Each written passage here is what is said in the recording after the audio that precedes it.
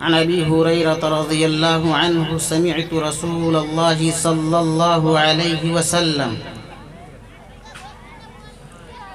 سمعت رسول الله صلى الله عليه وسلم يقول إذا اتخذ الفيء دولا والأمانة مغنما والزكاة مغرما والتعلم لغير الدين وأطاع الرجل امرأته وعق أمه وأكرم الرجل مخافة شره وأدنى صديقه وجفا أباه وشربت الخمور وظهرت الأصوات في المساجد وظهرت القينات والمعازف ولعن آخر هذه الأمة أولها وساد القبيلة فاسقهم وكان زعيم القوم أرذلهم وزلزلة وخسفا مسخا وقذفا فارتقبوا عند ذلك ريحا حمرا. وقال في موضع آخر عن عمرو بن العاص سمعت رسول الله صلى الله عليه وسلم يقول إن الله لا يقبض العلم انتزاعا ينتزعه من العباد حتى إذا لم يبق عالما اتخذ الناس رؤوسا جهالا فسئلوا فأفتوا بغير علم فضلوا وأضلوا. رواہ البخاری. سامعین ذی وقار، عزیز بچوں، اللہ تبارک و تعالیٰ کا بڑا کرم ہے کہ اللہ نے ہم سبوں کو تھوڑی دیر دین کی باتوں کو سننے کا موقع دیا ہے. سوچ کر تو مقرر بہت کچھ آتا ہے، لیکن کرے کیا؟ میں نے حدیث بھی ایسی پڑھی کہ پسینے آتے ہیں دانت کو، پڑھنی نہیں تھی، کریں کیا؟ اور بھی کوئی موضوع لے سکتے تھے، لیکن حالات اس وقت اتنے حساس ہیں، حالات جس انداز سے حساس ہیں موضوع بھی اتنا ہی حساس ہے. لیکن سمجھائیں تو کیسے سمجھائیں؟ ٹھیک ہے مجمع نہیں ہے، لیکن اس قدر ناقدری کہ مقرر آپ کے سامنے ہیں اور آپ ان سے دوری بنائے بیٹھے ہیں. ایک تو چند لوگ ہیں، شرم کی بات ہے یہ کہ آپ چند لوگ ہیں لیکن اس قدر بکھرے ہیں. کیوں بکھرے پڑے؟ میں آپ سے ادب سے گزارش کرتا ہوں کہ آپ قریب آ جائیں، تھوڑی دیر آپ کے سامنے آ جائیں. حرکت میں برکت ہے، اکڑ میں پکڑ ہے. آپ وہاں نہ رہیں، آپ یہاں آ جائیں. کرسی والے بھائی آپ ادھر آ جائیں، کرسی ہی لے کے آئیں لیکن ادھر آئیں. آپ لوگ سامنے آ جائیے. مجمع تو ہے نہیں، بات کیا کریں گے؟ لیکن پھر بھی جو کچھ ہیں میں نے حدیث پڑھ دی ہے، اسی پر بس اشارہ کرتا ہوں، ورنہ 3 گھنٹہ اس میں تقریر کی جا سکتی ہے، دقت نہیں ہے. آپ لوگ آگے آئیے.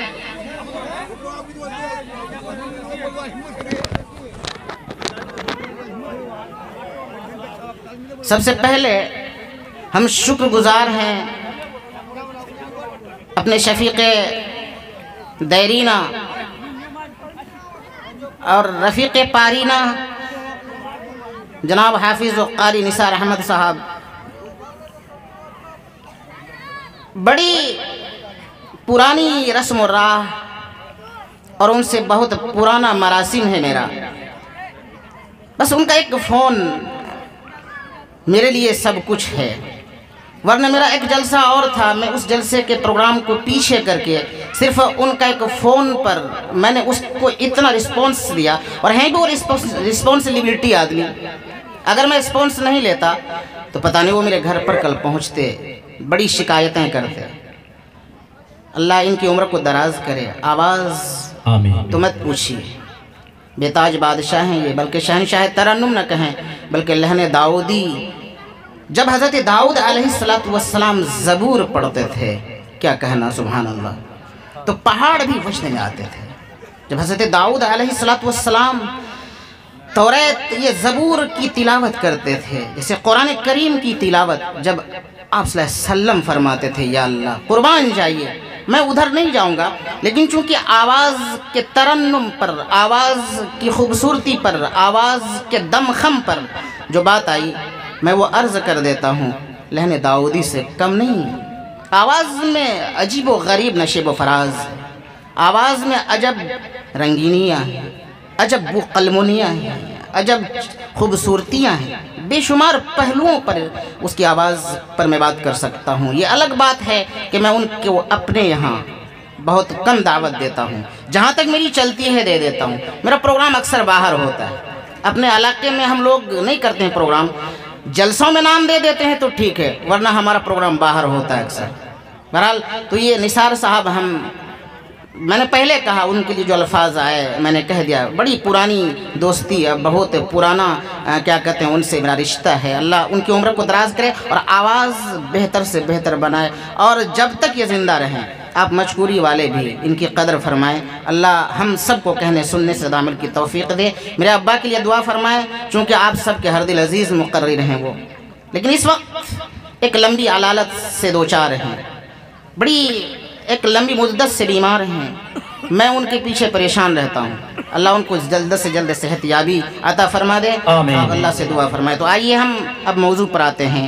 بات تو یہ ہے کہ سب سے پہلے ہم تعریف کر لیں باری تعالیٰ کی، پوری کائنات، اس زمین و آسمان اور زمین و آسمان کے نیچے بیچ کا خلا کا حصہ فضا، پھر اس کے ساتھ اور دوسری دنیا، دوسرا عالم،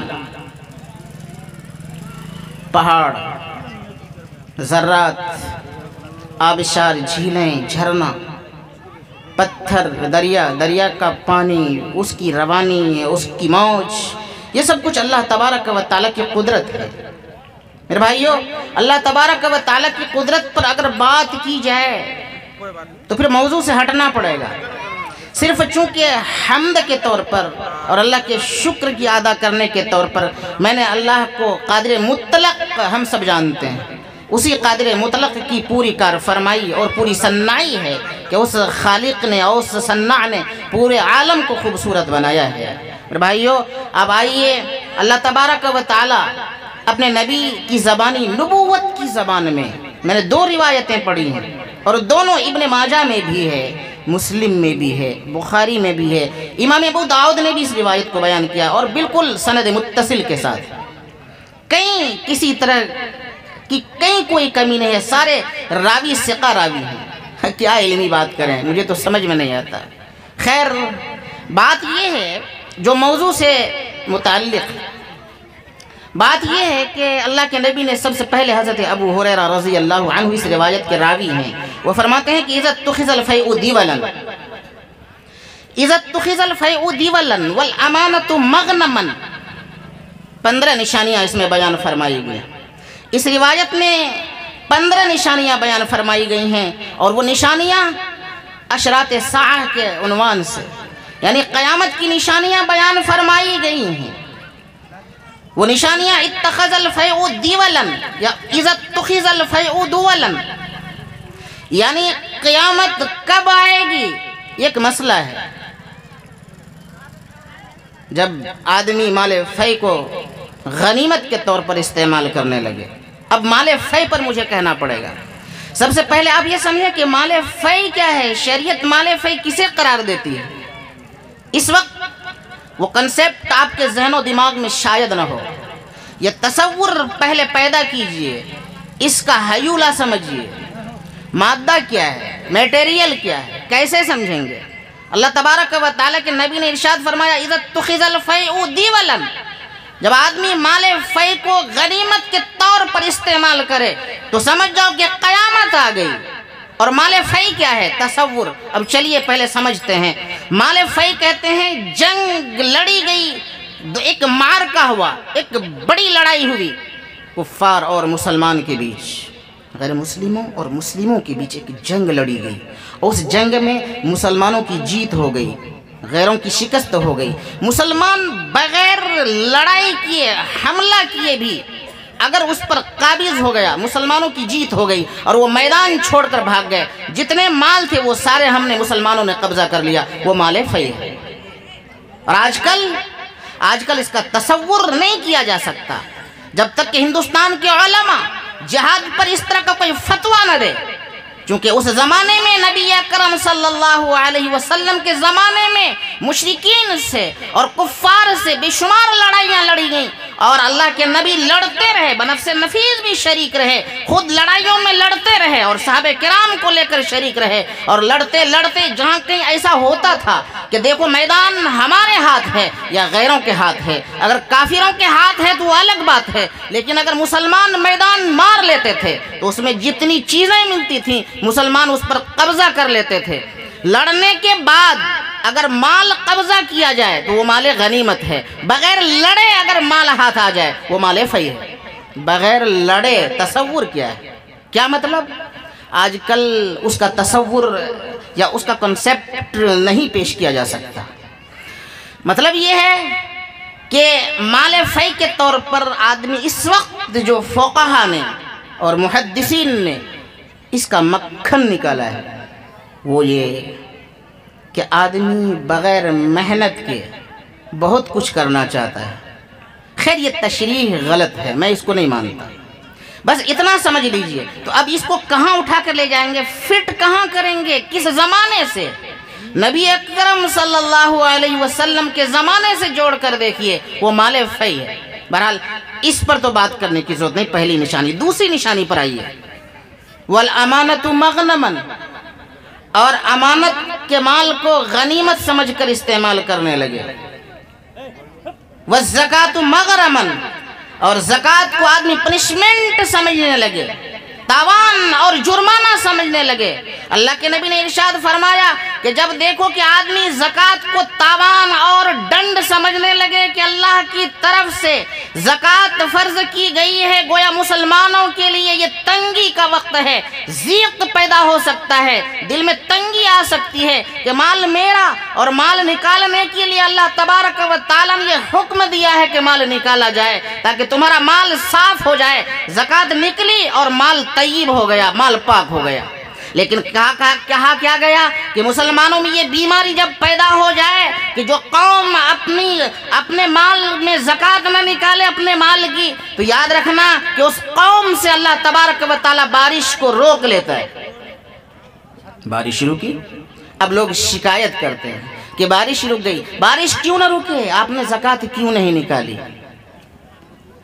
علماء نے بلکہ کیلکولیٹ کر کے لوگوں نے، ماہرین ریاضیات نے، میتھمیٹکس کے جو لوگ ماہر ہیں ان لوگوں نے پورے ہندوستان نہیں، صرف پوری دنیا نہیں، صرف ہندوستان کے مسلمانوں کی زکوٰۃ کا کیلکولیشن کیا گیا ہے. تو اس میں ایک نتیجہ نکل کے آیا ہے کہ پوری دنیا میں اگر مسلمان صرف 20% اگر نکال دے تو کوئی غریب نہیں رہے. لیکن بتائیے سینے پر ہاتھ رکھ کر کہ لوگ زکوٰۃ کو ڈنڈ سمجھتے ہیں، حالانکہ یہ ڈنڈ نہیں ہے، یہ تو آپ کے مال کو صاف کرنے کا ایک بہتر سے بہتر ذریعہ شریعت نے ایک نسخہ پیش کیا ہے. آپ اسے اپناتے کیوں نہیں؟ اب اگر زکوٰۃ نکال دیں تو غریب کون رہے گا؟ اس کا مطلب یہ ہے کہ زکوٰۃ میں بہت زبردست ایک بڑی بات چھپی ہوئی ہے. آدمی کے حالات درست ہو سکتے ہیں لیکن وہ کیسے؟ اب جب نکالیں گے جب تو والامانۃ مغنما، اور امانت کو مال غنیمت سمجھ کر کھا جائے. امانت کیا ہے؟ امانت یہ ہے کہ آپ کو میں نے کوئی چیز رکھنے کے لیے دی اور آپ رکھے رہے، اور میں نے یہ کہہ دیا کہ آپ جب بھی آپ سے ان چیزوں کا مطالبہ کیا جائے کہ آپ مجھے یہ واپس دے دیں گے تو آپ دے دیں گے.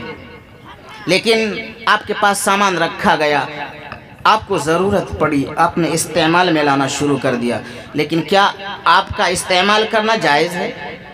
अमानत का सामान, अमानत की चीज मैंने बतौर अमानत आपको दी थी और मैंने ये कह दिया था और ये शर्त रखी थी कि जब भी आपसे ये अमानत की चीज का मुतालबा किया जाएगा आपको वापस करना पड़ेगा। अगर आपको जरूरत पड़ेगी तो आप मुझसे पूछ कर इजाजत लेकर आप इस्तेमाल में ला सकते हैं, लेकिन बगैर मेरी इजाजत के आपने वो सोचा कि सामान तो है उन्हीं का लेकिन है तो मेरे पास, चलो जरूरत पड़ी है इस्तेमाल कर लेते हैं, जायज नहीं।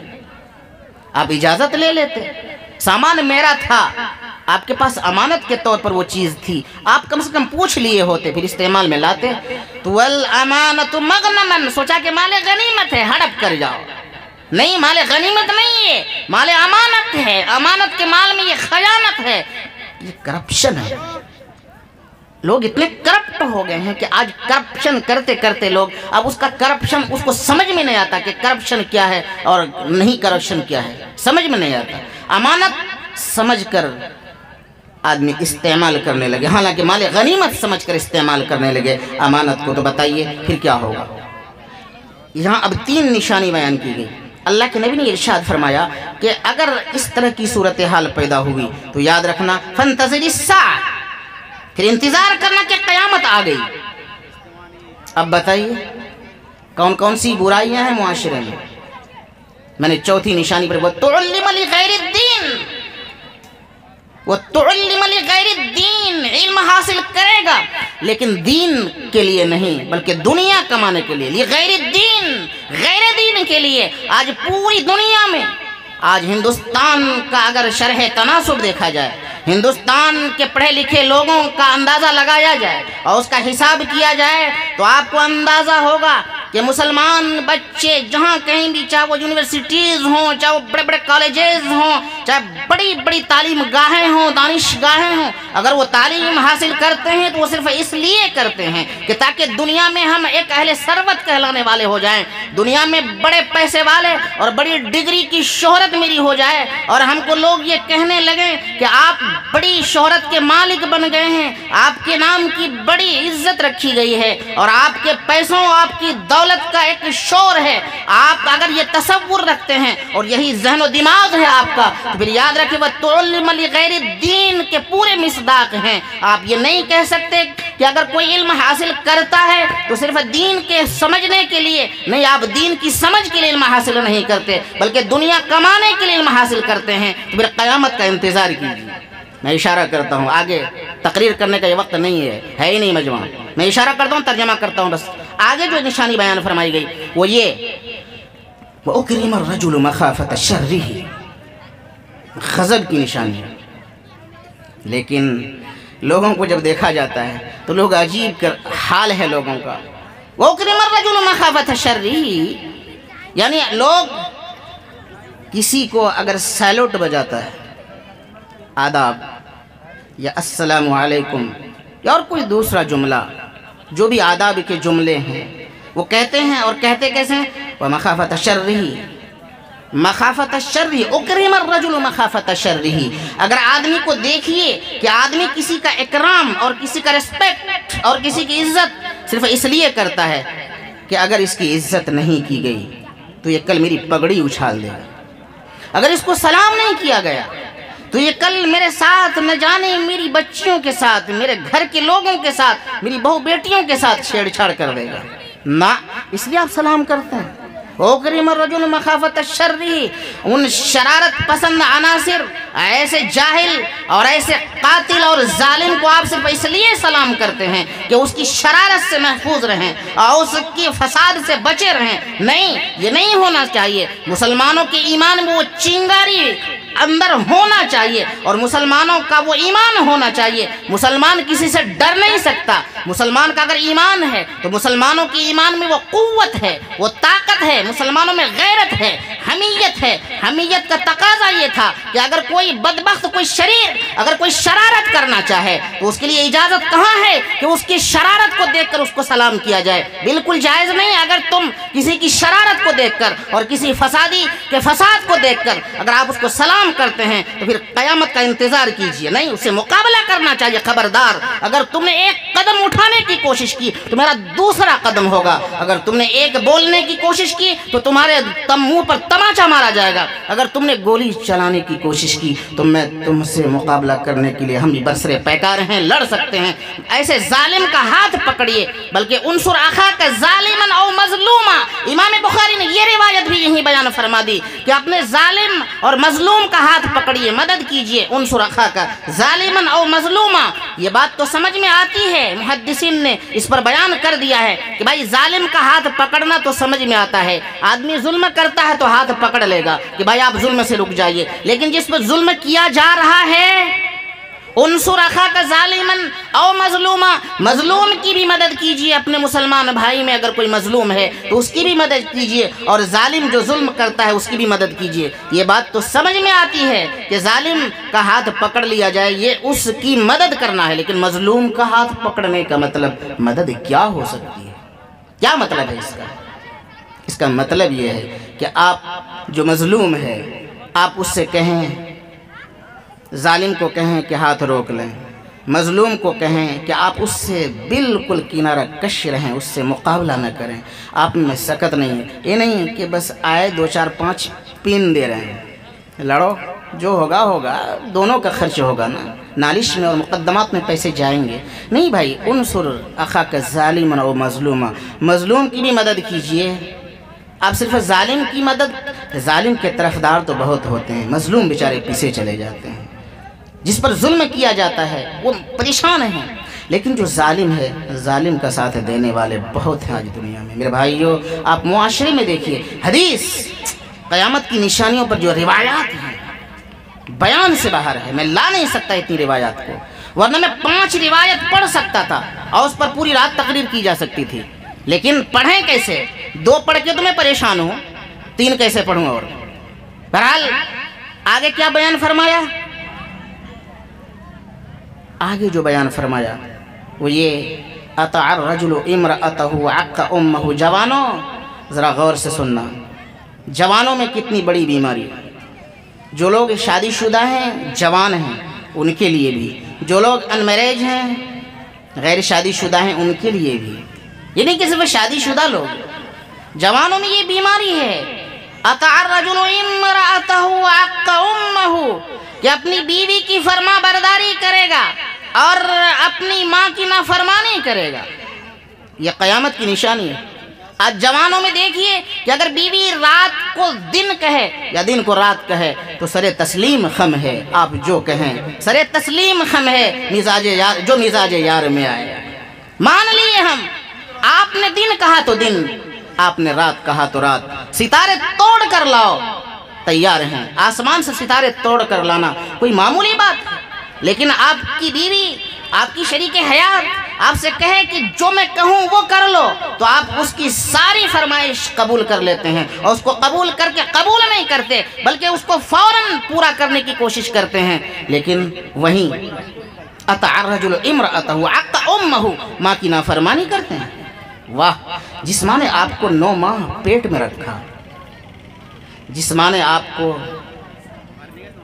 دودھ کی شکل میں اپنا خون پلاتی رہی، جو ماں آپ کی گرمی کا انتظام کرتی رہی، خود ٹھنڈک میں سونا گوارا کر لیا، جو ماں آپ کا سارا دکھ جھیلتی رہی، جس ماں نے آپ کو اپنے سینے سے اور اپنی چھاتی سے ہمیشہ لگا کر رکھتی رہی، آج وہ ماں اگر 60 سالہ زندگی اس کو ملی ہے یا 70 سالہ زندگی ملی ہے، اس کی کھانسی سے آپ کو تکلیف ہوتی ہے، آج اس کے کراہنے سے آپ کو تکلیف ہوتی ہے، آج وہ ماں جو ماں آپ کے کراہنے سے جس کی چھاتی پھٹتی تھی تو آپ کو چھاتی سے لگاتی تھی، لیکن آج آپ کی ماں کراہ رہی تو آپ کو پریشانی ہوتی ہے، آپ کی نیند غائب ہو جاتی ہے۔ مسلمانوں، غیرت کی بات اور ڈوب مرنے کی بات ہے، جس کی ماں زندہ ہے قدر کر لیں، قدر کر لیں، ماں کے قدموں تلے جنت ہے نا، ماں کے قدموں کے نیچے جنت ہے۔ کیا مطلب؟ اتنی آسان سی بات آپ نے سمجھ لی،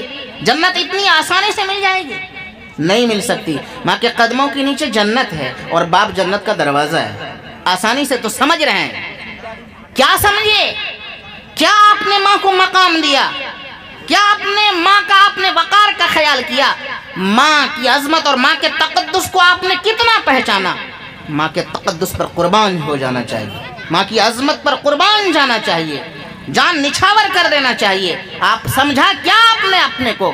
آپ کی بیوی، آپ اپنے گرم بستر پر بیوی کے ساتھ رنگرلیاں منائیں اور عیش و نشاط کی رنگین راتیں آپ اپنے لیے خاص قبول فرمائیں، لیکن ماں کے لیے اس رات میں اٹھنا، ماں کی خیریت پوچھنا آپ کے مقدر میں نہیں، محروم ہیں، بدقسمت ہیں آپ۔ جس ماں نے اپنے خون کو دودھ کی شکل میں پلا رہی ہے، آپ کو شرم آنا چاہیے۔ آج وہ ماں آپ کی ایک بول کے لیے ترس رہی ہے، وہ باپ جس نے پوری جوانی اپنے پسینے کو بہا کر اپنے خون کو بہایا اور پسینے کی شکل میں بہایا اور پھر آپ کو روزی کی شکل میں پیش کیا اور آپ کی پرورش کی، آپ کو پالا، آپ کو پروان چڑھایا، آپ کی نشو نما کی۔ آج اس باپ سے اتنا بیر، اتنی دشمنی کہ دوستوں کے ساتھ تو بڑے ٹھٹھے کرتے ہیں، لیکن باپ بوڑھا وہاں پریشان بیٹھا ہے، باپ کی خیریت نہیں پوچھتے۔ آج یہ قیامت کی یہی تو نشانی ہے نا۔ آج ماں اور باپ کے ساتھ کیا کیا جا رہا ہے؟ کیا وہ واقعہ آپ کو معلوم نہیں حضرت موسیٰ کا؟ میں نہیں جاؤں گا اس طرف، بس کیا فرمایا اللہ کے نبی نے؟ اطاع الرجل امرأته وعقت امه۔ جب دیکھو کہ ماں کی نافرمانی اور بیوی کی فرما برداری کرنے لگے تو پھر قیامت کا انتظار کرنا۔ بتائیے جوانوں، جوان قوم کی پونجی ہے۔ کسی بھی قوم، چاہے دنیا کی جتنی قومیں ہیں، ہر قوم کی پونجی اور اس کا سرمایہ اگر کچھ ہے وہ جوان ہے۔ عقابی روح جب بیدار ہوتی ہے جوانوں میں، علامہ اقبال نے کیا شاندار نقشہ کھینچا ہے۔ عقابی روح جب بیدار ہوتی ہے جوانوں میں، نظر آتی ہے ان کو اپنی منزل آسمانوں میں، نہیں تیرا نشیمن قصر سلطانی کے گنبد پر، تو شاہی ہے بسیرا کر پہاڑوں کی چٹانوں میں۔ کیا شاندار شعر کہا ہے۔ ارے انقلاب لا سکتا ہے، آسمان سے بارش کے قطرے، ان کی دعاؤں میں وہ تاثیر ہے۔ اگر جوان صحیح معنی میں اپنی جوانی کا صحیح استعمال کرے اور رات کے سناٹے میں جاگے، تہجد میں اٹھے، اور یہ سردی کی رات تو بڑی نعمت، بڑی غنیمت ہے۔ اللہ تبارک و تعالیٰ نے سردی کی رات اتنی لمبی بنائی ہے کہ ہمارے اکابر اکثر سردی کی راتوں میں جاگا کرتے اور پوری رات اللہ کی بارگاہ میں کھڑے رہتے تھے، بلکہ نہیں پوری رات تو آدھی رات، نہیں تو پھر پاؤ رات تو ضرور کھڑے رہتے تھے، لیکن ہمیں فجر کی نماز میں بھی اٹھنے کی توفیق نہیں ہوتی۔ ٹھنڈی کی رات تو بہت ہی مزے کی رات ہے۔ میرے بھائیو، آپ انقلاب لا سکتے ہیں، پوری دنیا میں انقلاب آ سکتا ہے، لیکن جوان اپنی جوانی کا صحیح استعمال کر لے، جوان سچ بولنا شروع کر دے، جوان اپنے بڑوں اور اپنے چھوٹوں کا خیال کرنا سمجھ لے۔ دلی چلے گئے کیا 2-4-5 ماہ رہے، آئے تو بس تیرے کو میرے کو یہاں کی زبان اب بھول جاتے ہیں، نہ پھر وہ اپنے پڑوس کا مقام سمجھتے ہیں، نہ اپنے باپ کو سمجھتے ہیں، نہ ماؤں کو سمجھتے ہیں، نہ بہنوں کی عزت و وقار اس کے ذہن و دماغ میں ہوتا ہے۔ پتہ نہیں کیا پڑھ کے آتے ہیں۔ 2-4-5 مہینے رہے تو دلی کا رنگ چڑھا، اور ایسا رنگ چڑھا کہ آپ پھر کسی کو اپنا سارا رنگ یہاں کا بھول جاتے ہیں، وہیں کے ہو کے رہ جاتے ہیں۔ یہ ادب کے خلاف ہے۔ کیا سمجھتے ہیں اپنے کو؟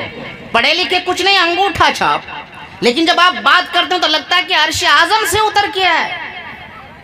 کیمبرج اور آکسفورڈ اکیڈمی، آکسفورڈ یونیورسٹی امریکہ، کیمبرج یونیورسٹی لندن، لگتا ہے کہ ایسی جگہوں سے پڑھ کے آپ آئے ہیں، سند یافتہ ہیں، وہاں کے سند یافتہ ہیں۔ نعوذ باللہ، یہ جوانوں کا حال ہے۔ جوانوں ہوش میں آؤ۔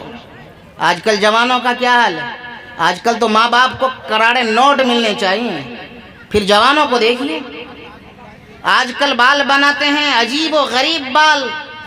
اللہ کے نبی نے پہلے ارشاد فرمایا تھا کہ قرب قیامت میں جوانوں میں ایک بیماری پیدا ہوگی، اور وہ بیماری یہ ہوگی کہ دیکھنا کہ سر کے بال کہیں سے چھوٹے اور کہیں سے بڑے بنائے جائیں گے۔ جب دیکھو کہ ایسی صورت پیدا ہو رہی ہے تو سمجھ جاؤ کہ قیامت آ گئی۔ آپ اس نشانی کو بھول گئے۔ دیکھتے ہیں آج بال ادھر سے چھوٹے ادھر سے بڑے، واہ غضب، شرم نہیں آتی؟ مسلمان ہو، اپنی شناخت کیوں کھوتے ہو؟ تمہارا کچھ تشخص ہے، تمہاری کچھ پہچان ہے، تم اپنے بیٹوں سے خوش ہوتے ہو، بیٹا کما کر لا کر دے تو اب اس کو حرف شکایت کی طرح کچھ بھی نہیں کہیں گے، اگر کہیں گے تو گویا کہ قصوروار ہوں گے، ارے اس کی کمائی سے کیا ہوگا، مقدر میں دنیا جتنی ملنی ہے مل کر رہے گی۔ آپ کا بیٹا اگر نافرمانی کرتا ہے، آپ کا بیٹا شریعت کے خلاف چلتا ہے تو پیسے سے چونکہ بڑی محبت ہوتی ہے، اس لیے بیٹے کو کچھ نہیں کہتے ہیں۔ بھائی بیٹوں کو کہیے کہ خبردار اگر تم نے ایسے انداز سے بال بنا کر آئے، فرشتوں کی لعنت ہوتی ہے ایسے سروں پر، لیکن جوانوں میں عجیب بیماری ہے کہ وہ اسی طرح سے اسی انداز کے بال کٹاتے ہیں۔ اللہ کے نبی نے حدیث میں ارشاد فرمایا، نہا عن القزع، ایسے بال بنانے کو قزع کہتے ہیں، قاف زائن، یعنی قزع کرنا جائز نہیں، نہا عن القزع، قزع سے منع فرمایا اللہ کے نبی نے، لیکن قزع کرتے ہیں۔ باپ کو فکر ہے، نہ ماں کو فکر ہے، نہ معاشرے کو فکر ہے، یہ حال ہے جوانوں کا۔ جوانوں، اس لیے میں آپ سے پیار ادب سے کہتا ہوں، میری بات آپ کو کڑوی لگتی ہوگی لیکن بات ستھری ہے میرے بھائیو۔ آگے جو ارشاد فرمایا اللہ کے نبی نے، زہرت الاصوات فی المساجد وزہرت القینات والمعازف۔ دوستو آپ دیکھ رہے ہیں NB میڈیا یوٹیوب چینل، اس طرح ویڈیوز آپ کو ملتا رہے گا، لائک اور سبسکرائب ضرور کر لینا، اور اس ویڈیوز کو اپنے دوستوں میں شیئر ضرور کرنا۔ پھر ملتے ہیں ایک اور اچھی ویڈیوز لے کر، تب تک اجازت دیجیے، السلام علیکم، خدا حافظ۔